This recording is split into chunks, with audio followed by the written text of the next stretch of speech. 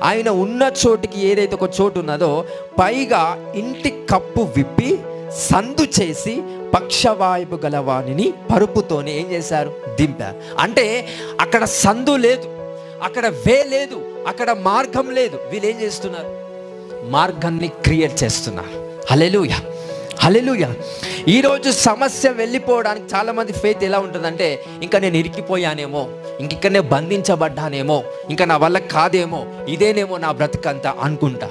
కొన్నిసార్లు దేవుడు మార్గము నీకు ఇవ్వడు.